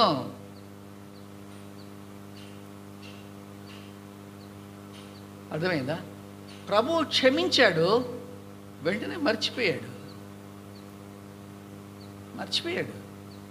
నెవర్. ఆయన ఎప్పుడు ఆయన మర్చిపోకపోతే, బాబు నేను క్షమించానులేరా బాబు, నాయన నువ్వు అన్న మాటలని నాకు నాకు బాధ కలిగించినా కానీ నేను క్షమించేసినానులే అని అంతటితో ఆగాడా? అన్నాడా? నేడు నీవు నాతో కూడా పరదేశంలో ఉండు అన్నాడంటే ఏమన్నా అన్నట్టు అంటే అర్థం ఏంటి? నేను ఎప్పుడో మర్చిపోయినాను రా బాబు అని అర్థం. నేను ఎప్పుడో మర్చిపోయినాను రా బాబు నాయన, నేను ఎప్పుడో మర్చిపోయినాను రా అని. క్షమించినాను అంటున్నావు, ఫ్రీగా తిరుగుతున్నావు ఆయనతో? ఫ్రీగా లేదు, కావాలని అన్నమాట. ఆయన ఆ గేటు కానీ కనపడతానే ఈ యొక్క పరదాకి ఈ పక్క వచ్చి నిలబడుకుంటాడు అన్నమాట, ఏమి తెలియనట్టు ఇట్లా ప్రైజ్ లార్డ్ అన్నాం అని ఈయన అంటుంటాడు. ఆయన్నేమో ప్రైజ్ లార్డ్ అని ఈ చేతులు ఎత్తింటే ఆయనకు ప్రైజ్ లార్డ్ చెప్పాడు, ఈయనకు వచ్చి ప్రైజ్ లార్డ్ చెప్తాడు. బ్రదర్ నిన్ను ఎప్పుడో క్షమించేశా బ్రదర్.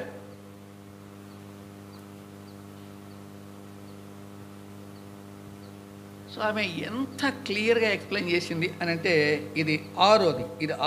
దట్ ఈస్ నాట్, ఒకవేళ నీ హృదయంలో అది ఇంకా మాసిపోలేదు, ఇంకా గుర్తుంది అనుకుంటే that is not Calvary love అనే మాట ఆమె జ్ఞాపకం చేస్తూ వచ్చింది. చెప్పమంటారా? ఇంకా 4-5 విషయాలు ఉన్నాయి, చెప్పేయమంటారా లేకపోతే ఆపేస్తాను? టైం అయిపోయింది.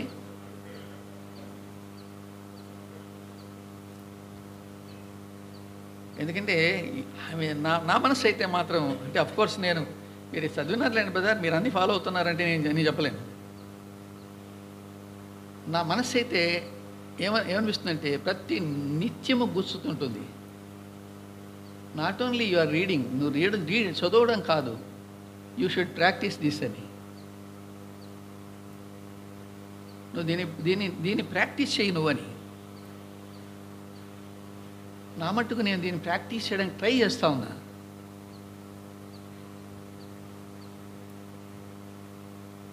ప్రేమైన దేవుని పిల్లారా, జ్ఞాపకం చేసుకుందాం. చూడండి లూకాసు సువార్త 23వ అధ్యాయం 34వ వచనం. 23-34 మనం తెలిసిన మాట.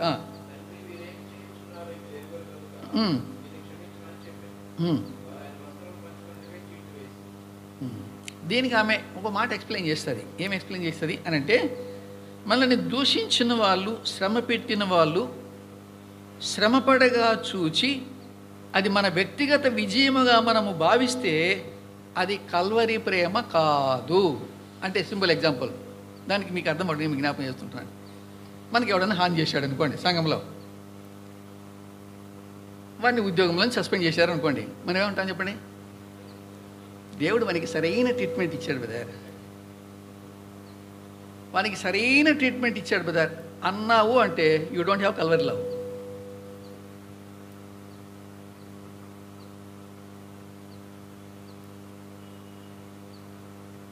That is not Calvary love. దాన్ని ఏం భావిస్తున్నామంటే, నన్ను అన్నాడు గనక, నేను ఏడ్చాను గనక దేవుడు నా కన్నీరు చూసి వానికి సరైన ట్రీట్మెంట్ ఇచ్చాడు కాబట్టి ఇది ఎవరి విజయం? ఇది ఎవరి విజయం? ఇది నీ విజయం అన్నమాట.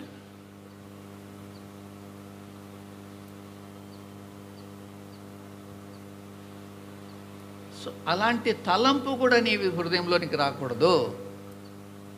అప్పుడే అది కల్వరి ప్రేమ అవుతుంది. ఆయన ఎప్పుడు అట్లా అనుకోలే, వీళ్ళకి జరగాల్సిన శాస్తి జరిగిందిరా బాబు అని ఆయన అనుకోలే. తను హింసించిన వాళ్ళు కానీ, లేకపోతే బాధ పెట్టిన వాళ్ళు కానీ, లేకపోతే అవమానపరిచిన వాళ్ళని కానీ ఆయన ఎన్నడూ అలాగూ అనుకోలేదు అని జ్ఞాపకం చేస్తూ వచ్చినాడు. ఇంకో మాట జ్ఞాపకం చేసుకుంటాం. చూడండి యోహాను సువార్త 12వ అధ్యాయం 34వ వచనం, 24 అనుకుంటాను, 24 అనుకుంటాను.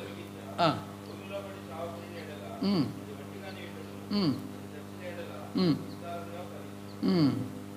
అంటే అర్థం ఏంటి అని అంటే, గోధుమ గింజ భూమిలో పడి చనిపోయింది. చనిపోయినప్పుడు ఏమవుతుంది? చనిపోయినప్పుడు ఏమవుతుంది? గోధుమ ఒక గింజ భూమిలో పడిపోయినప్పుడు చనిపోయి మళ్ళీ మొలకెత్తుతుంది కదా. అంటే ఏమైపోయింది అని అంటే, ఆమె చెప్పేటువంటి మాట ఏంటి అని అంటే, మన ప్రేమలో ఎక్కడైనా కూడా శరీరం కనిపిస్తే, శరీర స్వభావం కనిపిస్తే, అంటే చచ్చిపోయింది కదా, చచ్చిపోయినప్పుడు దాని రూపం పోగొట్టుకుంది.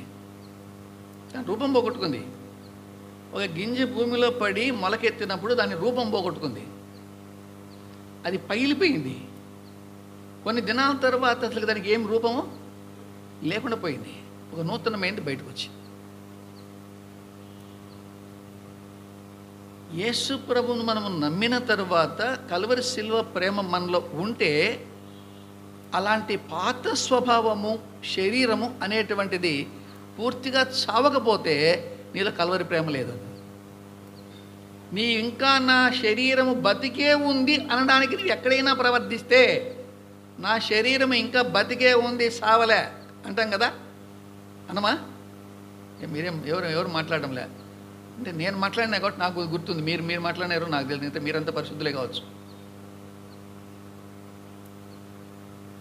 బ్రదర్, నేను కనుక యేసు ప్రభువును నమ్ముకోకపోయి ఉంటే నీ పరిస్థితి ఎట్లుండేదో. నేను కనుక యేసు ప్రభువును నమ్ముకోకపోయి ఉంటే ఎట్లుండేదో. అంటే నిన్ను ఎవరో ఒక మాట అన్నారండి, దూషించారు, అగితాలు చేశారు, అవమానం చేశారు, బాధ పెట్టారు, సువార్త చేస్తుంటే వచ్చి కొట్టినారు, ఎన్నో చేసినారు, ఎన్నో మాటలు మాట్లాడినారు. నేను కనుక యేసు ప్రభువును నమ్ముకోకపోయి ఉంటే నీ కథ ఉండేది, నమ్ముకున్నా కాబట్టి ఇట్లున్నాను అని అన్నావు అనుకోండి. లేకపోతే అలాంటి థాట్ నీకు వచ్చింది అనుకోండి. అంటే ఇంకేమన్నట్టు నీ దగ్గర, నా శరీరం ఇంకా బతికే ఉంది బాబు అని. నా శరీరం ఇంకా బతికే ఉంది,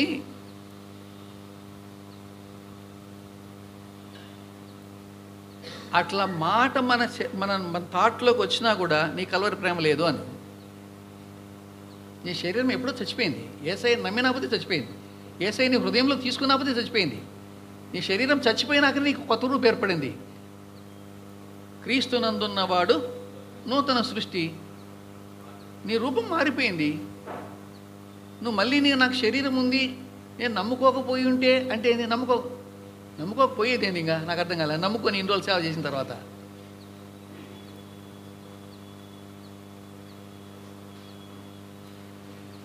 మీరు ఎక్కడో మాట్లాడుతున్నారు కదా, ఎవరితో సంఘాల్లోనే జరుగుతున్నారు, సేవకులే అంటున్నారు. ఏంటి నేను నమ్మకపోయి ఉంటే నేను మైకు తీసుకొని మైకు చేతిలో పట్టుకొని నేను కనుక నమ్మకపోయింటి పులిపీట మీద నేను సమాధి చేసిండే వాళ్ళని మిమ్మల్ని.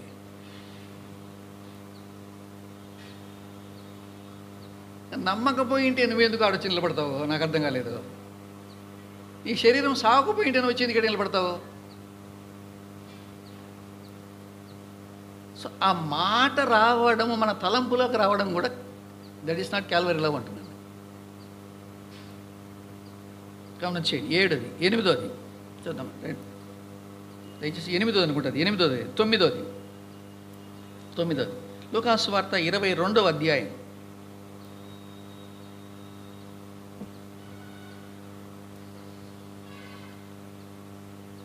42 చూడండి. 22:42.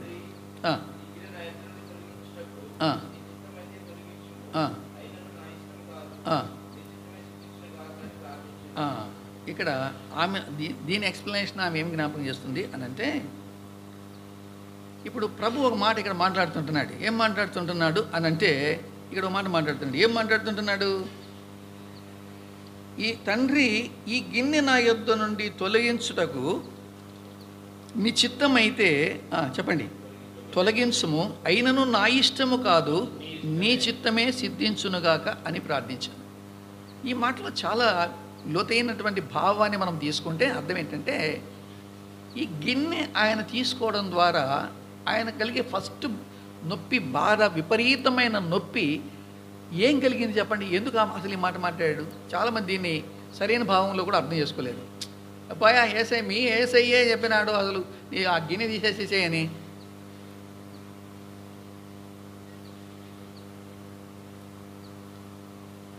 ఇది ఏంటంటే ఆ గిన్నె నేను ముట్టుకోవడము, ఆ గిన్నె నేను తీసుకోవడము అంటే అర్థం ఏంటంటే పాపాన్ని తీసుకున్న వెంటనే ఏమవుతుంది, నీకు నాకు క్షణకాలం పాటు ఎడబాటు కలుగుతుంది. ఆ క్షణకాలము ఎడబాటును నేను భరించలేను, నా వల్ల కాదు. క్షణకాలపు ఎడబాటునే మన ప్రభువు భరించలేకపోతే శాశ్వతమైనటువంటి ఎడబాటు ఎంత భయంకరమైందండి.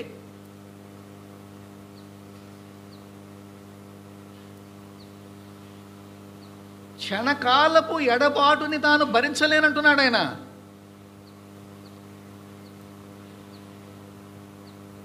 మరణం అంటే అర్థమైందంటే శాశ్వతమైన ఎడబాటు. ఎంత హ్యాపీగా ఉన్నామంటే శాశ్వతమైన ఎడబాటు కలుగుతుంది అని అంటే కూడా వీ డోంట్ కేర్. మన శరీరాలు ఇంకా పనిచేస్తూనే ఉంటాయి. అంటే మన మీదకి వచ్చేటువంటి ఒంటరితనము, భరించలేనటువంటి శ్రమలు, శరీరములోని అనారోగ్యము మనల్ని తీవ్రముగా బాధించి అవి పరీక్షలుగా మారినప్పుడు వాటిని తిరస్కరించే మనసు మనకు ఏర్పడితే that is not Calvary's love అందామే. క్యాల్వరీస్ లవ్ అంటే ఆమె ఏంటంటే మన మీదకి వచ్చే ఒంటరితనం, అంటే ఒంటరితనాన్ని ఫీల్ కావాల్సి వస్తుంది. ఎందుకంటే ప్రభు చేయి వదిలిపెట్టేశాడు, దేవుడు తండ్రి చేయి వదిలిపెట్టేశాడు. So he is feeling alone. ఇప్పటిదాకా ఆయనతోనే ఉన్నాడు. ఎప్పటి నుంచి ఉన్నాడు? లోకము పుట్టక మునుపు అని రాశాడు. ఎక్కడ? నీ దగ్గర నాకు ఏ మహిమ ఉండెనో అన్నాడు యోహాను సువార్త 17వ అధ్యాయంలో. అంటే లోకము పుట్టక మునుపు నుంచి మన ఫెలోషిప్ మనిద్దరం కలిసే ఉన్నాం. కానీ ఇప్పుడు ఏమవుతున్నాం? జస్ట్ ఎడబాటు కలుగుతోంది. దీన్ని నేను భరించలేకపోతుంటున్నా, ఈ ఒంటరితనాన్ని భరించలేకపోతుంటున్నా. నీ జీవితంలో ఒంటరితనం ఏర్పడుతుంది, అర్థమైందా? భరించలేనటువంటి శ్రమలు వస్తాయి, శరీరంలో తీవ్రమైనటువంటి అనారోగ్యం వస్తుంది. అవి నిన్ను బాధించినప్పుడు, అవి నీకు పరీక్షలుగా కనబడినప్పుడు, ప్రభువా ఎంత పరిస్థితి తీసుకొచ్చినాక ఇంకా నిన్నెందుకు నేను అని మన మనసులోకి వస్తే నీకు కల్వరి ప్రేమ లేదు అంటుంది. కల్వరి ప్రేమ నీకు లేదంట. ఇది 9వ, 10వ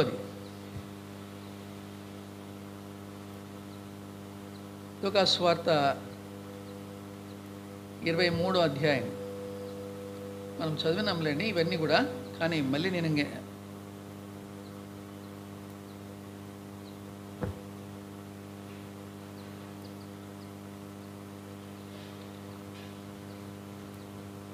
ఇక్కడ మనము ఈ లూకా సువార్త 23లో రెండో వ్యక్తి మనకి ఇక్కడ జ్ఞాపకం చేస్తున్నాడు. ఏం జ్ఞాపకం చేస్తున్నాడు చెప్పండి?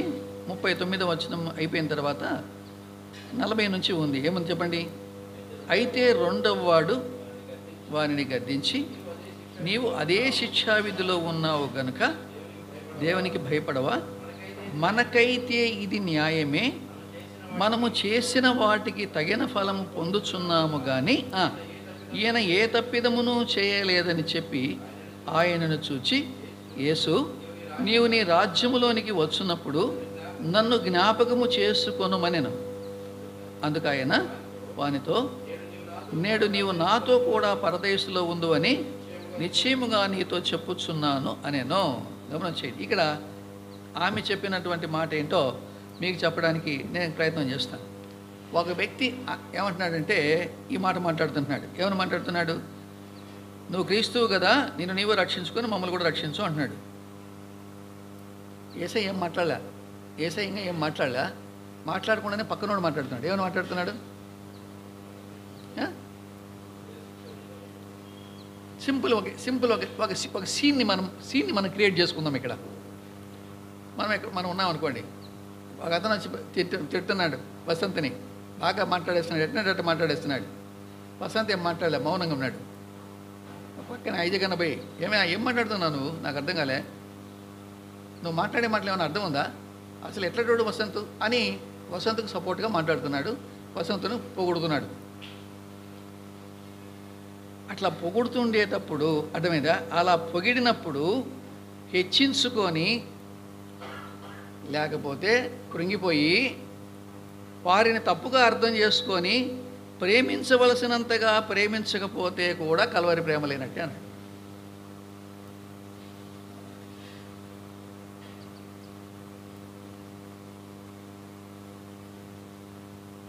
కల్వరి ప్రేమ అంటే ఇదేం జ్ఞాపకం చేస్తుంది.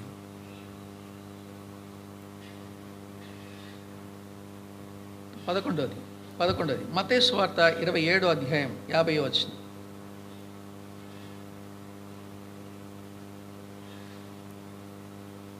మత్తయి 27:50.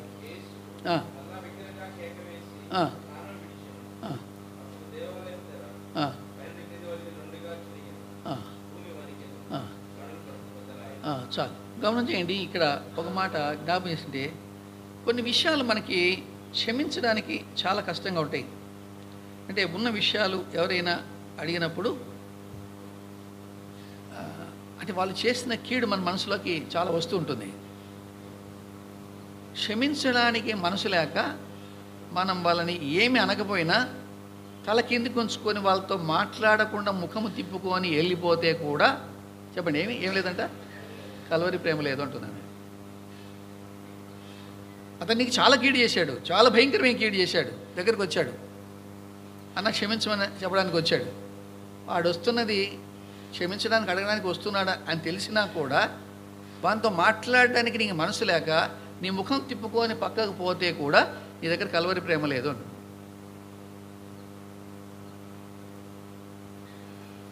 నీ దగ్గర కల్వరి ప్రేమ లేదు. That is 11th 12th 12.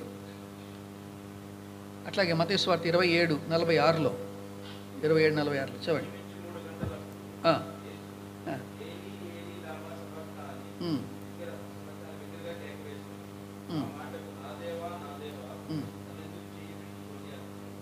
అంటే ఆమె జ్ఞాపకం చేసిన మాట గుర్తు చేస్తున్నాను. ఇన్ని అవమానకరమైన పరిస్థితుల యందు ఒక్క క్షణము పాటు తన సహనాన్ని కోల్పోయి ప్రేమ లేని మాట ఒక్క మాట మాట్లాడినా కూడా కల్వరి ప్రేమ లేనట్టే అని చెప్పింది. అంటే ఇంత పరిస్థితి వచ్చినా కూడా డోంట్ లూస్ యువర్ టెంపర్ అని చెప్తుంది. Don't lose your temper. So ఇవి 12 మాటలు, ఇంకా చాలా ఉన్నాయి. నేను కొన్నిటిని మాత్రమే ధ్యానించిన వాటిని మీకు జ్ఞాపకం చేస్తూ ఉంటున్నాను. అలాంటి ప్రేమ కల్వరి ప్రేమ. ఈ ప్రేమని దేవుని పిల్లలంగా, దేవుని దాసులంగా మనం నేర్చుకోవడానికి ప్రయత్నం చేయాలి అని ఆమె జ్ఞాపకం చేస్తూ వచ్చింది. ప్రేమైన దేవుని పిల్లలారా, దేవుని బిడ్డలారా, దేవుని సేవకులంగా మనము ఎన్నో విషయాలు మనము నేర్చుకొని ఇతరులకు నేర్పించడానికి మనం పూనుకున్నప్పుడే మనం ఏమైనా ప్రయోజనకరమైనగా మనం మారుతాం. కానీ చాలామంది అనుకుంటాం మనం బోధిస్తే ప్రయోజనకరంగా మారిపోతామని. మనం బోధించినంత మాత్రాన ప్రయోజనకరంగా మారిపోం.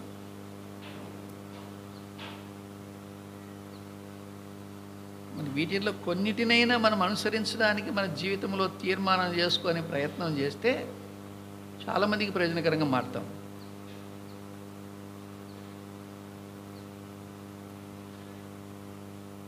కాబట్టి అలా ఉండడానికి దేవుడు మనకు సహాయం చేయను గాక.